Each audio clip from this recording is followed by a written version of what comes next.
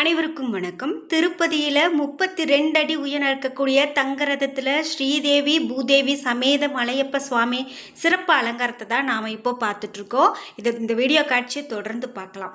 ஏகாதசி விழாவை முன்னிட்டு நிறைய சிறப்பான தகவல்கள் திருப்பதியை பற்றி இருக்குங்க. அதை பற்றி தான் நான் இன்றைக்கி இந்த வீடியோவில் உங்களுக்கு சொல்ல போகிறேன். கலியுக வைகுண்டம் அப்படின்னு சொல்லக்கூடிய திருப்பதியில் வைகுண்ட ஏகாதசியை முன்னிட்டு அதிகாலை சொர்க்கவாசல் திறக்கப்பட்டது.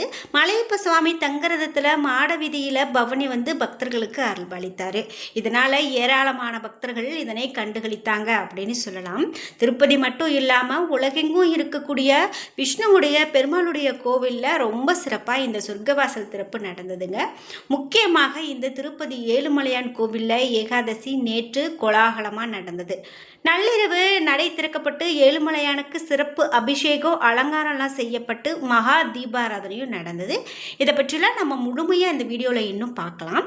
இந்த ஏகாதசியை இந்த ஏகாதசி அன்னைக்கு நீங்களும் திருப்பதிக்கு போயிருக்கீங்களா, அல்லது இந்த வருஷம் நீங்கள் முயற்சி செஞ்சு உங்களால் போக முடியலையா? உங்களுடைய கருத்துக்களை கமெண்ட் பாக்ஸில் பதிவிடுங்க.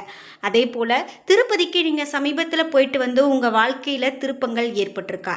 ஏன் அப்படின்னா திருப்பதிக்கு போகணும் அப்படின்னா திருப்பம் ஏற்படும்னு சொல்லுவாங்க. அதனால் சொல்கிறேன், உங்களுக்கும் அந்த மாதிரி மாற்றங்கள் இருக்குது அப்படின்னாலும் கமெண்ட் பாக்ஸில் பதிவிடுங்க. ஒரு சிலருக்கு என்னதான் நான் முயற்சி செஞ்சாலும் என்னை அந்த பெருமாள் கூப்பிடவே மாட்டேங்கிறாரு, எனக்கு போகிறதுக்கான சந்தர்ப்பம் வரவே இல்லை அப்படின்னு சொன்னால் நிச்சயமாக இந்த நேரம் மனதார நினைத்து வேண்டிக் கொள்ளுங்கள். கண்டிப்பாக திருப்பதி போகிறதுக்கான வழி கிடைக்கும்.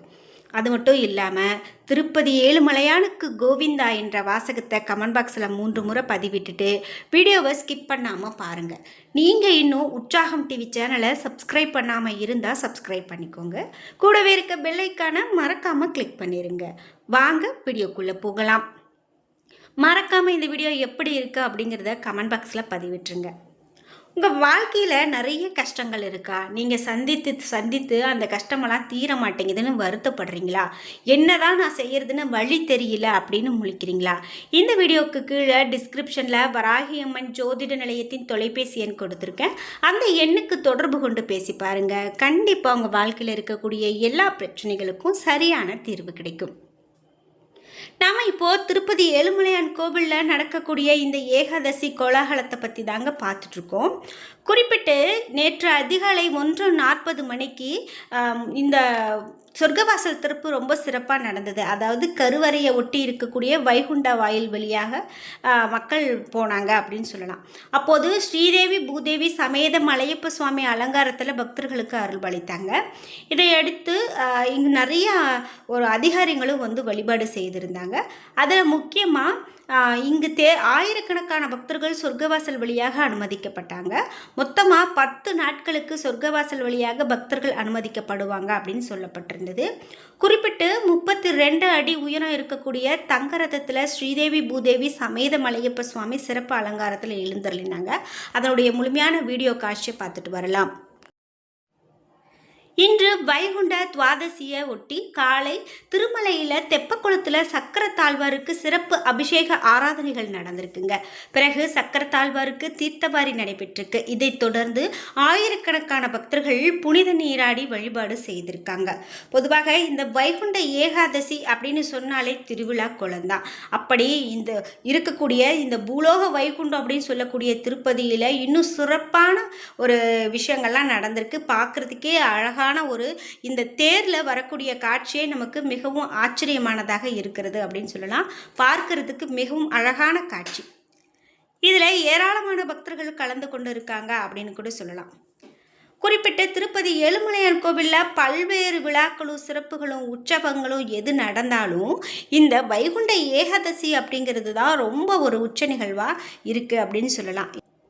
இந்த நேரத்தில் நாம் இந்த கடவுளை பார்த்து வழிபாடு செய்கிறோம் அப்படின்னு சொன்னாலே கண்டிப்பாக நமக்கு மறுபிறவி இல்லாத முக்தி நிலை அப்படிங்கிறது மிக பெரும் நம்பிக்கை.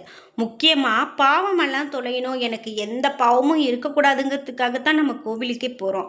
அந்த வகையில் இந்த ஏகாதசி நாளில் நம்ம வழிபாடு செய்யும்போது தெரிந்தோ தெரியாமலோ செய்த பாவம் கூட விலகி போகும்.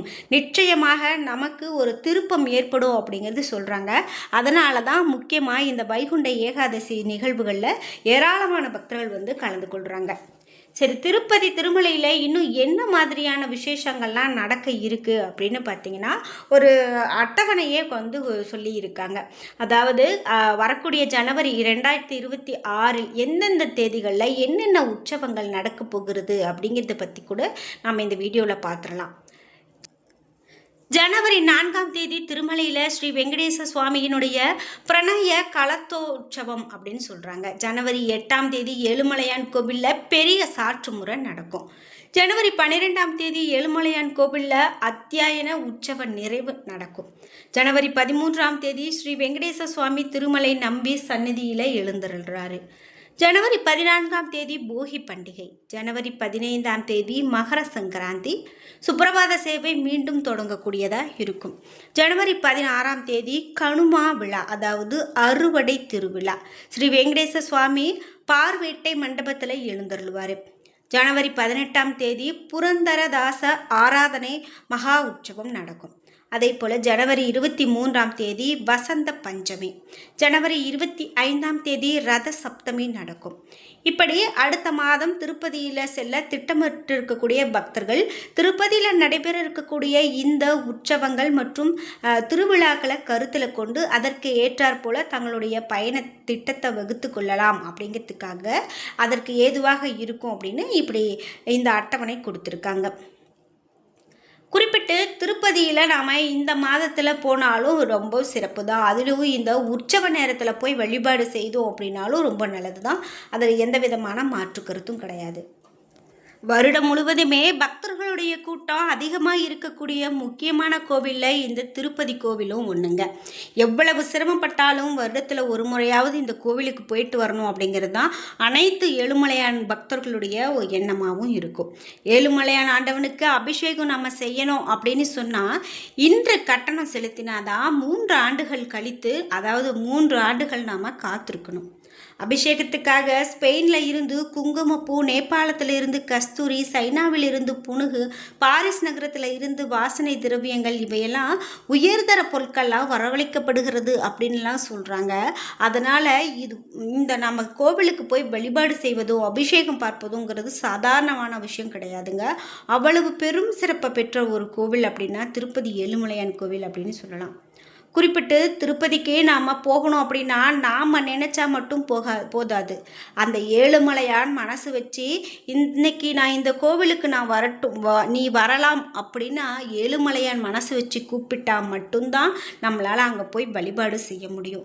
எப்படிப்பட்ட பிரச்சனையும் தோஷமும் இருக்கிறவங்க கூட ஏழுமலையான் கோவிலில் அங்கே போய் ஒரு வழிபாடு வச்சுட்டு வந்தாங்க அப்படின்னா போதும், கண்டிப்பாக வாழ்க்கையில் மிக பெரும் திருப்பத்தை காண முடியும் அப்படின்னு சொல்லுவாங்க.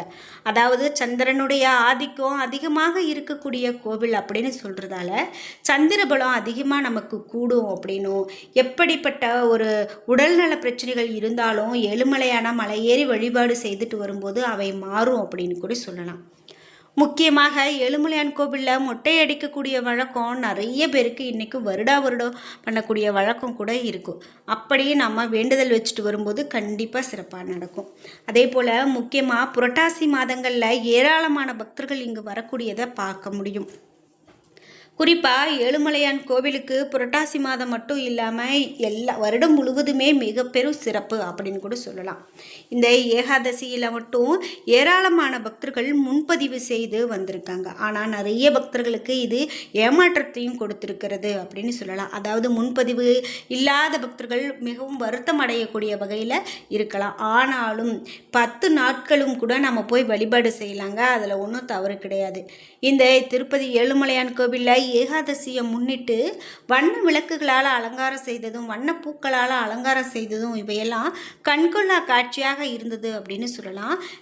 இதை சம்பந்தமாக நம்ம பார்க்கும்போது அந்த இடமே அப்படியே ஒரு பிரமிப்பை ஏற்படுத்தும் வகையில் மிக பிரம்மாண்டமாக அலங்காரங்கள் செய்யப்பட்டு இருக்கிறது அப்படின்னு சொல்லலாம். இந்த ஏகாதசியை முன்னிட்டு நிறைய கட்டுப்பாடுகள் விதிக்கப்பட்டிருக்கு, நிறைய விஷயங்கள் மாற்றி அமைக்கப்பட்டிருக்கு, நிறைய காவலர்கள் குவிக்கப்பட்டிருக்காங்க. பக்தர்கள் எளிமையான முறையில் வழிபாடு செய்யணும் அப்படிங்கிறதுக்காக நிறைய விஷயங்கள் செய்யப்பட்டிருக்கு. என்ன நண்பர்களே, இன்றைக்கி வீடியோவில் திருப்பதி ஏழுமலையான் கோவில் பற்றிய நம்ம நிறைய தகவல்களை தெரிஞ்சுக்கிட்டோம். இந்த வீடியோ கண்டிப்பாக உங்களுக்கு ரொம்ப பயனுள்ளதாகவும் பிடித்ததாகவும் இருந்திருக்கும். வீடியோ உங்களுக்கு பிடிச்சிருந்தால் லைக் பண்ணுங்கள், ஷேர் பண்ணுங்கள், கமெண்ட் பண்ணுங்கள். நீங்கள் இன்னும் உற்சாகம் டிவி சேனலை சப்ஸ்கிரைப் பண்ணாமல் இருந்தால் சப்ஸ்கிரைப் பண்ணிக்கோங்க. கூடவே இருக்க பெல் ஐக்கானை மறக்காமல் கிளிக் பண்ணிடுங்க. நன்றி வியூவர்ஸ்.